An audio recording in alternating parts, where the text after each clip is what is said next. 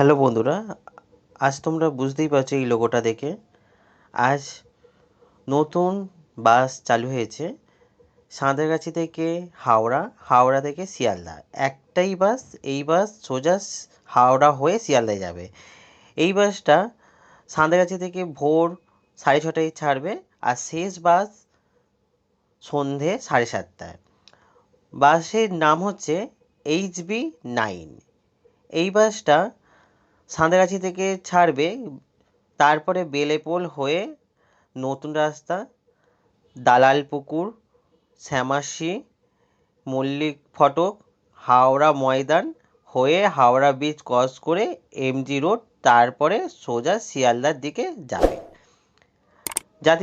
যাত্রীদের জন্য সবচেয়ে বড় উপভোগ, একই বাসে হাওড়া ও শিয়ালদা দুটোই যাবে। এতদিন রামরায়তলা থেকে হাওড়া যেত, এইবার এই বাস সাঁতরাগাছি থেকে হাওড়ায় যাবে। একই বাস হাওড়া ও শিয়ালদা দুটোই যাবে। যাত্রীর জন্য সবচেয়ে বড় সুখবর।